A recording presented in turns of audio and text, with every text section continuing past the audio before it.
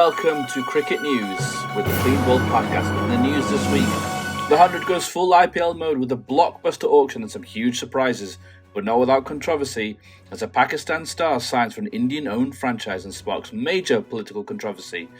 And in England, questions are being asked after players speak out about the dressing room environment. And of course, the women's game continues its rise with record-breaking contracts in this year's 100. There's a lot to get into on today's Cricket News.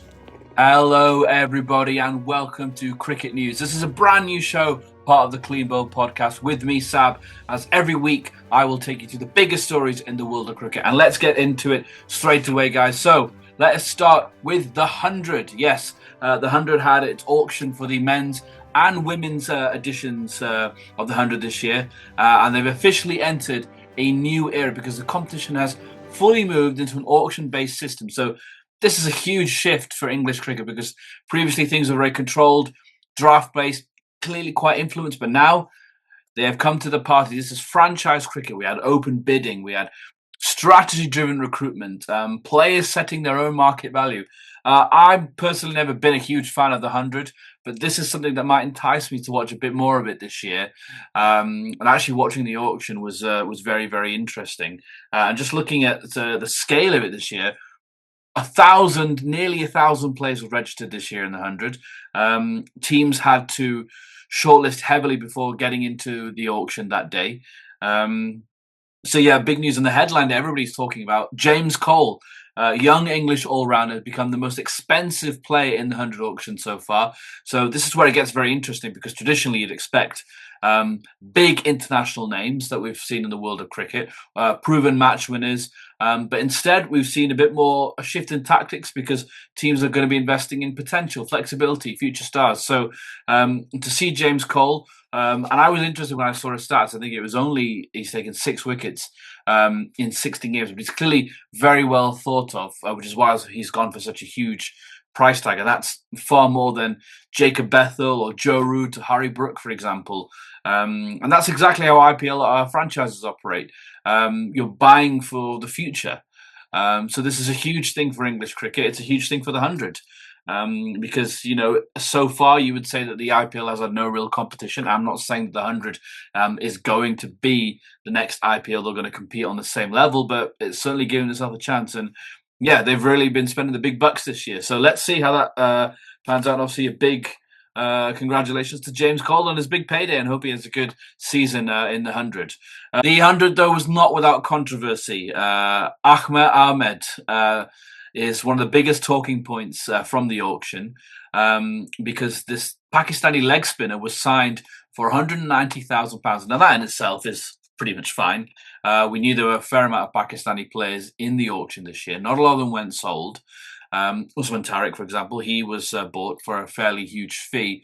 But the reason that this has caused a lot of controversy, a lot of issue, is the fact that he was signed by Sunrisers Leeds. Yes, and they are obviously an Indian-owned franchise. Now, before the 100, just after the World Cup was starting, or just before the end of the T20 World Cup, there was a big news article saying that Indian owners of 100 franchises were not going to consider buying Pakistani players in the auction.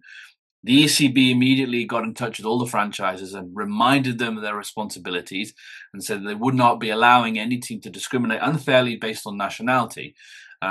So it was all a bit of a kind of interest coming into this auction to see how different franchises, particularly the Indian-owned franchise, would deal with this when Pakistani players came out. Now, quite a few Pakistani players went unsold in the first round of the auction, but there was a huge surprise when Sunrisers Leeds paid a lot of money for Abrar Ahmed.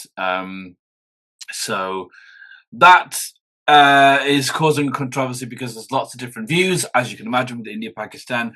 We've already spoken about that on the world stage, the international stage, but it's obviously now drafted into more franchise cricket. Obviously, as we know, Indian players don't play in the PSL and Pakistani players do not play in the IPL. They haven't for many, many years now. So with the tensions between the two countries, it kind of seemed that there was going to be some issues with Pakistani players not being bought. But on the one hand, it's a good thing. Some people are happy about it. because it represents a move away from politics and into just cricket. And Sunrisers leads have identified, and Daniel Vittori, their coach, was saying that they identified him as a priority. So they wanted him to get it. And clearly the Indian owners were not fussed about the potential backlash. And trust me, there's been a big backlash, particularly in India, about this. Sunil Gavaskar, Indian cricket legend, who has come out and really criticised the signing of it. He has said that this indirectly contributes to the deaths of Indian soldiers and civilians. So very fiery comments from the Indian legend. They're probably the most high-profile criticism of the Sunrisers deal for Ahmed Abrar. He wrote in his column for Indian newspaper Midday saying, "The furore created by the acquisition of a Pakistani player by the Indian owner of a franchise in the 100 is hardly surprising. Ever since the Mumbai attacks in November 2008, Indian franchise owners have simply ignored Pakistan players for the IPL. Although belated, the realization that the fee that they pay to a Pakistani player, who then pays income tax to his government, which buys arms and weapons, indirectly contributes to the deaths of Indian soldiers and civilians, is making Indian entities refrain from even considering having Pakistani artiste or sports person." So, yeah, obviously, Sunil Gavaskar is not happy about that. Daniel Vittori mentioned that he had not been given any instruction to not pick any Pakistan players. And as I said, he identified Abrar as a priority signing. Very sensitive and delicate issue. I think Sunil Gavaskar raises some interesting points about where the money is going to, and that's indirectly going to it. I'm very torn on this. My generation, and I'm also British born, but obviously from an Indian background. So I kind of see it in a very different perspective, seeing that look, let's just keep the politics away. This is about a franchise buying a cricket player for their team to compete in a competition. It's as much the way the footballers, football clubs enter the transfer market. They want to better the club with the best chance of winning or competing. So that's the face value of things. But the nuances in this are much greater. Abrar himself has made a few pointed gestures mocking the recent incident last year. That was a terrorist attack that claimed the lives of many Indian civilians. He's also made some gestures, I think, mocking the Indian army. So that has inflared the fact that this Indian franchise or Indian-owned franchise has still paid its money towards a Pakistani player. Is the thing, you might ask for an older generation will also point to the owners who obviously have ties and links and rumors of corruption back in the native Tamil Nadu state in India. So this isn't going to help with that, but clearly money talks and they don't care. They believe that buying this player is going to give them the best chance of winning the 100, which I think ultimately is their only goal. So, yeah, look, it's mixed for me. I don't quite know what to think of this and what's the best thing to... I don't know what the right or wrong is. On the one hand, okay, look, it's good that in some corner of the cricketing world, India and Pakistan are not, going against each other there. Is there a hope that relations can be smoothed down the line? I don't know. I think as cricket fans, as I've said previously, it would be good if these two countries could put their differences aside and play each other more in the cricketing arena. Doesn't look likely anytime soon. Maybe this is the start of something, perhaps not. On the other side, I can completely understand why this has inflamed a lot of people and upset a lot of people. But there's no going back. Sunrise is back. I think they've suspended or deleted their social media accounts in the wake of such backlash. But look, let's see. I think it may be forgotten in the course of time. But let's see. On to more positive news in the 100. The women's 100 auction was a major success and genuinely one of the better and best developments in the world of cricket right now, because top players like Sophie Devine, Beth Mooney, both secured deals of over £200,000, which is fantastic for them, and Danny Gibson earned close to 190,000. So these are serious numbers, highest ever that you'll see for female players in the game, which is fantastic. So it shows that the women's game is no longer growing. It is a very, very popular part of the game. We saw that in the World Cup that was held in India, the fans and the attendances for all those games. We've seen that for the women's IPL. So the women's game is not just growing, it's actually a fully fledged part of the game, and the money being put into it is a reflection of that. Money talks, as we've said. The money would not be there if the interest wasn't there. So, look, there is still a gap, as you know, but there's other things. There's limited female coaches in the game, few leadership roles held by women in the game. There's a structural imbalance that still exists. But these rapid improvements on the financial side and with the 100 auction is really pleasing. It's really good that it's growing the women's game. It's going to give more eyes on the women's game, and it's going to get more girls interested in playing cricket. Much like we've seen kids watching the IPL and wanting to get into cricket that way, this is probably going to inspire a new generation of girls to get into cricket and hope that they can earn a living playing cricket, which is what we want to see. And finally, on today's news, England under pressure. Liam Livingstone has spoken out this week about his experience in the England setup. And his comments are quite significant. And we're going to be doing a video very soon about Brendan McCullum, the coaching system, Robert Key, and what happens next for the England cricket team. And Liam Livingstone's points are quite pointed. They're quite topical. And the timing is great because he speaks about receiving very little support after being dropped, communication from management being very poor, and he was actually told that he cares too much. Very, very strong statement. So yeah, Livingstone was dropped from England's white ball team last summer after a slump in form early last year because they lost 10 out of 11 games across a tour to India and the Champions Trophy. And he accuses the England management of a lack of respect in shirking difficult conversations since, and believes that he's unlikely to play in the international cricket arena under this regime. He had quite a lot of things to say about the current head coach, Brendan McCullum, and managing director, Rob Key. He was told that he cares too much when he's asking coaches for advice. Nobody cares about players outside of the circle. So if you're in, you're loved, but once you're out, nobody cares about you. He described last year's Champions Trophy as the worst experience of his career, and the role he was given was a waste of his potential.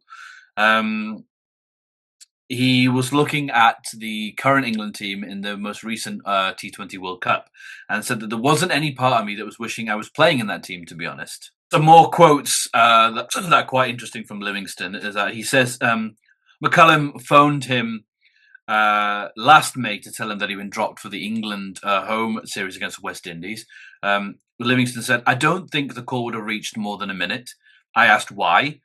They said that they wanted to try somebody else. That was off Baz, Brendan McCullum. Righty, who means Luke Wright, who's the outgoing selector, said he didn't reach out. And Brookie, Captain Harry Brook, sent him a text. That probably sums up the group as a collective. Keezy said nothing. He said, I'll speak to you in the summer. I actually rang him one day and he said he was busy at a test camp in Loughborough. And then I didn't hear him. Then I didn't hear of him again until the end of September. That was a bit of an eye-opening experience about the group and the regime. If you're in, you're in. And if you're not in, nobody cares about you. That put my mind at ease that my cricket was going to be more enjoyable going forward." Last year, Liam Livingstone did an interview with TalkSport. And in that interview, he kind of said, I don't know where I stand with the England setup. And Robert Key actually responded to that by saying, look, I don't know if he's got a phone, if he's allowed to ring. If you want to find out where you are, you've got my number, mate. Is what Rob Key responded with. Apparently, they had one more phone exchange in late September. Robert Key having a very informal chat with Livingstone, saying that his central contract would not be renewed. Livingstone asked him about the lack of communication. Why can't I get hold of you? It's been really difficult to reach over the summer. And apparently, he alleges that Key told him that he had 100 more things to do than speak to you. Now, look, the pair haven't spoken since. Livingstone has basically said, look, I don't believe that I'm going to get a look in under this regime. Rob Key, on the other hand, is saying, look, the door is still open. So that's really fascinating. Just at a time when there's quite a lot of scrutiny on this England team, quite a lot of eyeballs on this England team. These are really interesting comments from Liam Livingstone, and doesn't paint the management in very good light, I must admit. But either way, quite fascinating stuff. We're going to be doing a deep dive into Brendan McCullum and the coaching system and the the hierarchy and also just what happens next for England. Obviously, there's quite a few questions over Brendan McCullum's future. What with the Ashes debacle and stuff like that. So, yeah, not a particularly good look. Obviously, there are two sides to this story. Liam Livingstone has thrown quite a lot of heat towards Rob Key and Brendan McCullum, and Brendan McCullum and Rob Key seem to say that they remember things differently, but they haven't come out with the most staunch defense of their actions. So, look, we might need to hear a bit more of this. Maybe more will be revealed in the next day, but it doesn't paint the England management in good light. And this is not a great way to treat a player. I think there are ways to do this, and this is probably harkens back to what everybody's been saying about this England team. And the word arrogant has been attached to this England team for quite some time. Aloof or not caring enough or vibes, these are all the words that get thrown out negatively about England. They're quite keen to deny those things, but stuff like this doesn't help at all, and it just actually proves the point that, like, if you're in, but if you're not, then you're not cared about, and that isn't right. If Liam Livingstone has genuinely tried to get advice and tried to improve his cricket to find a way back into the team, he must have been dreaming of playing England even as a small child. For him to just be told, "Oh, look, it's because you care too much," that's not advice. Even at my level, anyway, we have coaches and we have people that we know. We can get small tips here and there. That's what it is. That's how you improve. And if you're an international player, you expect in your coaches and your management team to help you guide. Look, okay, I'm not getting in the team. What do I need to do to get into the team? To be not told that just means that the England team seem to just, these are our guys and this is who we want and we don't care about anybody else. And yeah, that is a very unfortunate thing if that is the case. But look, let's see how the story unfolds. But it's not painted England in a good light at all. But let's see what the fallout is. Anyway, that has been me, Sab, with all of this week's news. But we'll be back next week with another round of what is happening in the cricket world. But until then, guys, thank you for watching. Make sure you hit that subscribe and give this video a like. Thank you very much for watching, guys. I've been Sab. This has been the news. We'll see you soon.